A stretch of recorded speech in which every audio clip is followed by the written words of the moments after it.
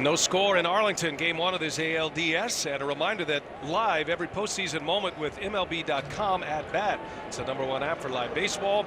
It's the only place to get it all. Live radio feeds, video highlights, pitch tracking, StatCast, much more. You can download the at bat app today as Upton goes to right. Wynn's got a hold of it, going back there and making the catch is Chu.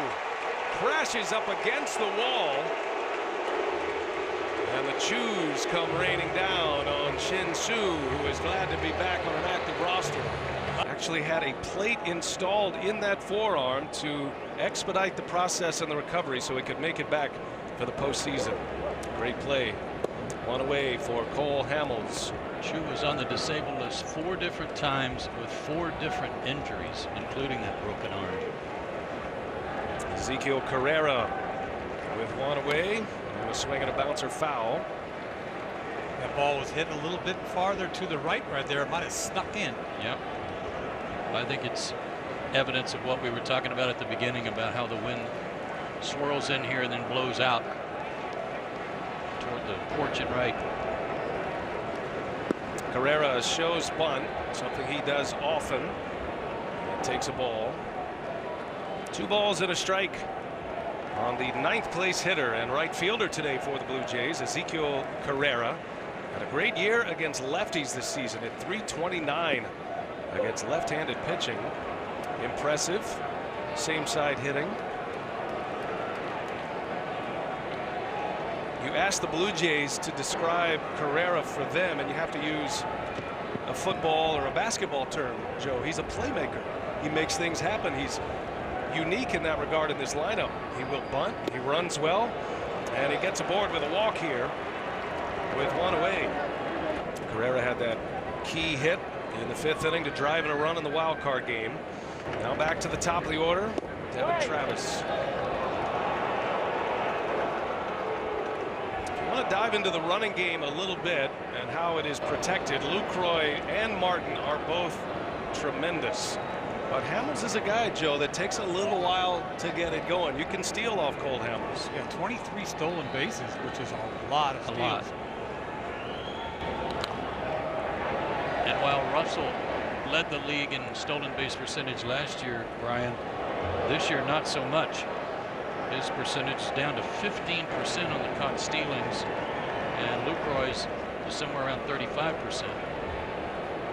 Any notion of a stolen base is always risky when you have these 2 lineups in this American League setting. Both ballparks are hitter friendly. Today this ballpark is extremely hitter friendly with the wind blowing out to right, and that one is high in the air. Beltre and Andrews converge. That'll be Beltre in foul territory. Out number 2. Travis is 0 for 2 off Hamels, and Carrera still at first base for Hamels. This postseason so far in the 2 wildcard games has been defined by the home run ball, the 2 3-run home runs that we have seen. Connor Gillespie last night with the Giants. Giants winning that wildcard game at Citi Field in New York to beat the Mets. And of course the Edwin Encarnacion walk-off home run in extra innings. Hey, good catch, Matt. Way to go. Is that a Matt Weiner play down there? Oh, it was. He barehanded it. Took his glove off for once. Matt's got a great lather cooking up today. It is nice and warm. Easy to get loose if you're a sideline reporter today.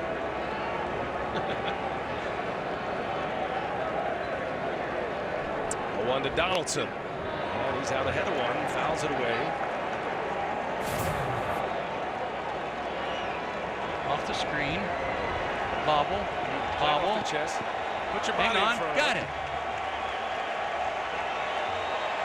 Use your body. Good job, Matt.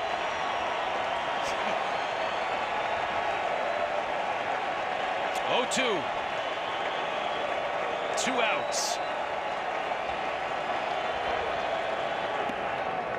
He went with a fastball.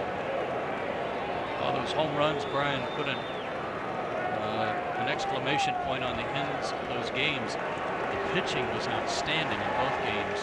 Bumgarner's silly bunt, what he's done in postseason.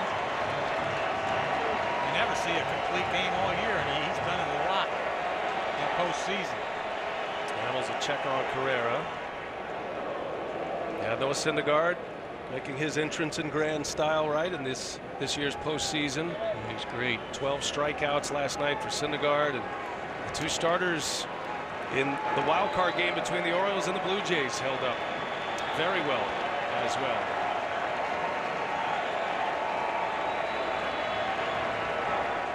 Hamill shaking off Lucroy. 1 ball, 2 strikes. Carrera a little antsy at first.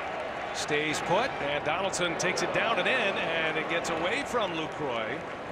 So Carrera will head to second base, and the first time today we've had a runner in scoring position. It'll be a wild pitch on Hamels. You see Hamels out there, the changeup, he just fires it in the dirt. No chance there for LaCroix. He blocked it, but it kicked away.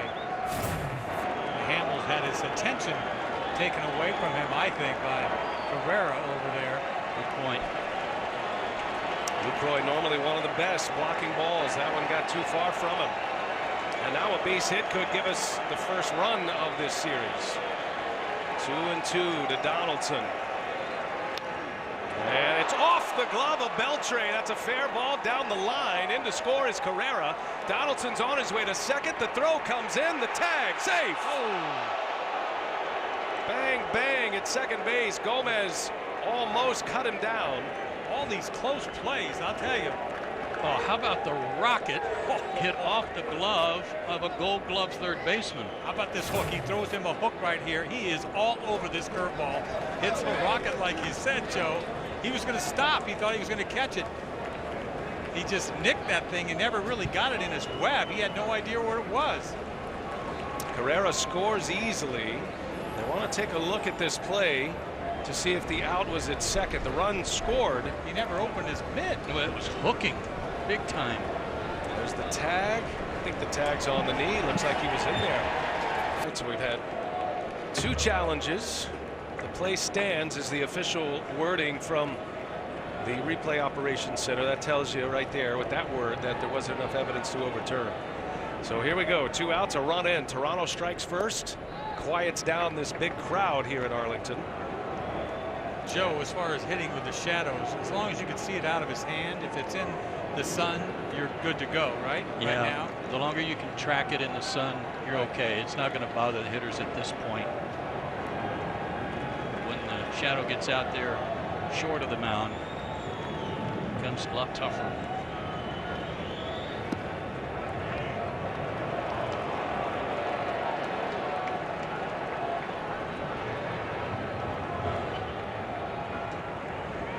Hamels falling behind Encarnacion. He does have a base open at first, but Bautista is looming large on deck for Toronto.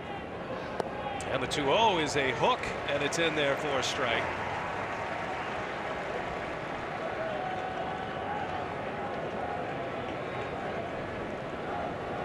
Hamels giving up a 2-out, 2-strike double to Donaldson to plate the first run of this ALDS.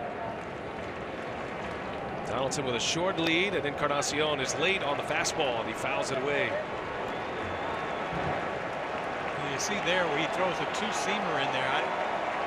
When does he ever throw a 4-seamer? You don't see anybody throw 4-seamers anymore. Everybody's trying to do something with that fastball. Not unless he wants to go upstairs out of his zone, maybe. True that. Big pitch early. Only in the 3rd inning. Blue Jays with a run in.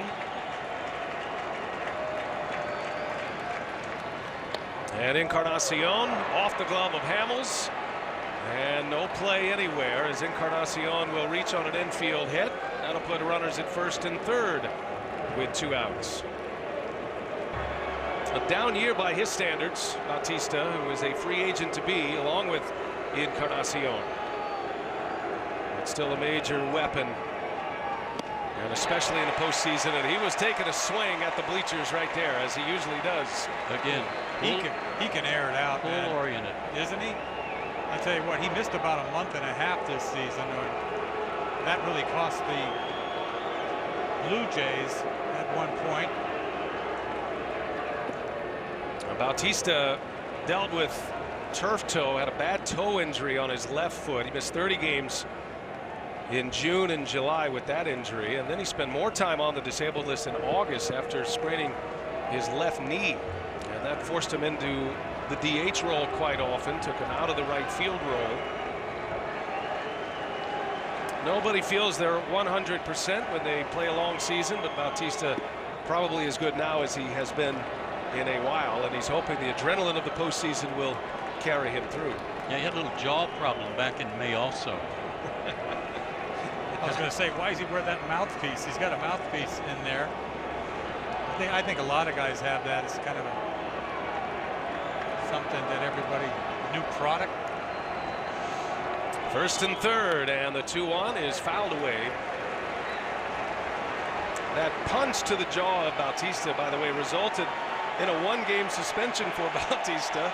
He got hit and he had the suspension. Odor went down for 7 games. It was originally 8, reduced to 7. Back on their feet. 2-2 the count. First and third for the Blue Jays. Bautista hangs in there. You can see by that swing too, and that was a fastball, that he's trying to go out around everything, and if you make a mistake on the inner third, he's going to make you pay.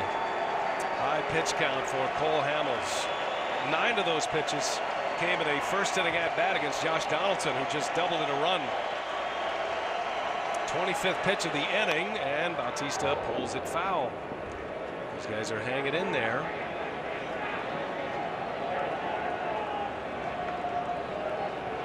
Does not feel like a longevity day for the starting pitchers with the conditions, the weather. And Hamels working hard early. High stress pitches right away in this game. We'll do it again. Another 2-2. And a swing and a foul. Bautista around his eyes, trying to get on top of that one. How did he get to that ball? I mean, he's looking dead red, and he gets it. It's amazing how he can get to it. It's just higher than high.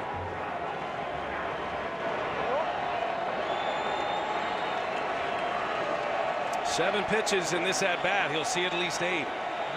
Drop a hook on him, don't you think? Change up. Change up down the way. 2-2. And Bautista up the middle, and a base hit. A run will score. Donaldson is in. And another 2-out, 2-strike RBI hit for the Blue Jays. They lead it 2-0 over Cole Hamels and the Rangers. Another mistake by Cole Hamels again. The curveball, but he didn't get it down. Almost like the curveball to Donaldson. Look at the curveball right here. Is down the middle, and he is all over it. I mean, that's a looping breaking ball. Just a terrible curveball by Hamels, and he has to pay. Well, what a great at-bat by Bautista. We've seen 2 terrific at-bats by Blue Jay hitters. And this all started with a 1-out walk to the 9-hole hitter.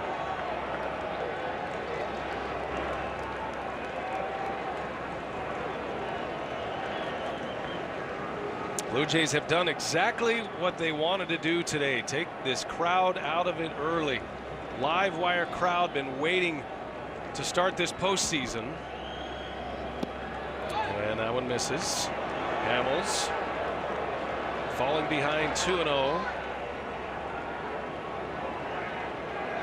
Last year these two matched up in the division series.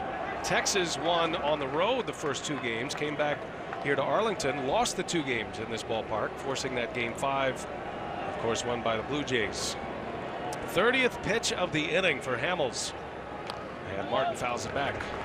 They're already 3 for 3 with runners in scoring position, all with 2 out, and it's kind of in keeping with their team for the year. They hit right at 250 for the year,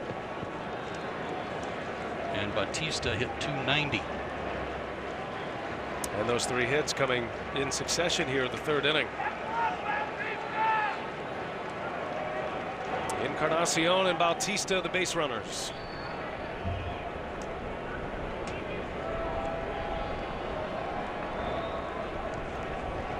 Now, early activity in the Texas bullpen as Hamels' pitch count soars now. Now it's Claudio, the left-hander, is getting loose. And now Martin steps out, and now Hamels wants a chat with Jonathan Lucroy. You know, sometimes you try to maneuver the ball so much that you don't have, you know, he talks about having 4 pitches he can do anything he wants with. Sometimes you got to condense it a little bit here because they all don't work. Lucroy told us yesterday the key with Cole Hamels, he felt, was not really game planning against the weakness of the hitter, but to decipher quickly what the strengths of Cole Hamels are on that particular day and then stick with it. Haven't seen it yet. That's a fastball, a buzz inside on Martin, and the count goes to 3-1. Well, he sure doesn't want to make a mistake with that fastball. That's why you see him trying to get that ball way in there, and he's throwing 2 hangers this inning. That's cost him. Well, you got Tulowitzki on deck. He would be the 8th hitter of the inning, and Russell Martin is in green light mode. 3-1. First and second, 2 outs. Martin takes ball 4, and the Blue Jays have loaded the bases in this 3rd inning. His command is brutal today. Yeah. Pitching on his 8th day. Pitchers normally on their 5th day. He took that extra time between his last regular season start and this game 1 start. Now Hamels has to deal with Troy Tulowitzki. Bases loaded for the Blue Jays, and Tulowitzki fouls it away. That was a good call by Hamels. Tulowitzki was ready to pull the trigger, and he got the changeup. Well, he typically is, especially with runners in scoring position. First pitch fastball guy, he's going to be up there hacking. In case you're wondering, Tulowitzki with 3 career grand slams. He is a .359 hitter career with bases loaded. Inside, he misses. Dennis, I would guess that it's when you've already given up 2, you're in trouble. It's hard to make a quality pitch with your fastball for fear of making that mistake. He's afraid. He's been afraid with his fastball. He is not going to leave it out over. He's shown him in all right with that fastball. All of them have been balls. Now you think he's going to go back to something, turn it over, 2-seamer, change up, something, down and away. This is pitch number 35 of the inning. 1 ball, 1 strike on Tulowitzki, and a swing and a foul. Changeup's been better than the curveball. Yes. I think he's jumped that curveball for now.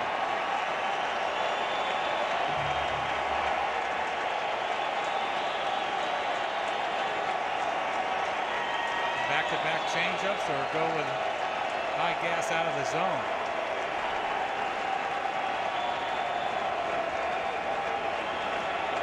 Hamels facing his 5th consecutive batter with 2 outs. Could be a game-changing pitch here. 2 runs are in, the 1-2, and it's down and in. Can't make that pitch. He just can't make that pitch. He is out if he can make that pitch. And if you're a hitter, Joe, you're certainly sensing all of this and starting to eliminate what he can and can't throw for strikes. You're seeing every one of these right-handed hitters kind of jackknife out of the way for balls. Pitches are not in there for strikes. Kind of eliminate something. Start looking middle of the plate. Hamels shakes. Lucroy goes through him again. 2-2 the count. And Tulowitzki fights one off foul. Back to the change. That's about all he's got working right now. I would say all that he thinks he's got working from a confidence standpoint. Yeah, because he just can't dot that inside corner with a fastball. Put yourself in the mind of the manager right now if you're Jeff Bannister. I mean, you have to be thinking this could be his last hitter. If he can't get Tulowitzki, you don't want to look ahead, but you could bring him back early as Tulowitzki sends one into right center field. Long run. Desmond can't make the play. Pulled it back. 2 runs are in. Tulowitzki's on his way to third. And coming in to score is Martin. It is a 3 RBI triple for Troy Tulowitzki. And the Blue Jays strike 5-0 Toronto. A converted shortstop, by all accounts, has been an excellent defender this year, but that is a huge misplay. And 3 runs come in to score, all running with 2 outs.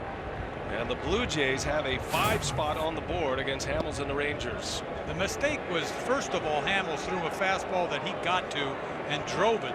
anytime there's a ball hit 400 feet, it's the pitcher's mistake. But he pulled up. I mean, I think he thought he ran out of room. He went into the shadows a little bit, and then he just pulled up. And now Pilar fouls it back. That situation, guys, you got to do a little wall banging here if you're the outfielder.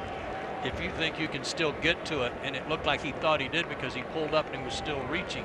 And obviously when we see it, we know he had more room, but you got to be willing to crash into the wall to try to go get this one. Bases loaded. And the 41st pitch of the inning for Hamels is a strike. And Pilar is down 1-2. Everybody's in shock, including Bannister. You think about it, he's leaving him out there, bases loaded, doesn't expect it. Bases clearing double. Look at that pitch count in this third innings. Pilar up the middle. Hamels makes the play. And a low throw dug out by Moreland. And the inning is finally over. What an inning it was. Cole Hamels sitting there with 2 outs and no runs in. And then the Blue Jays score 5.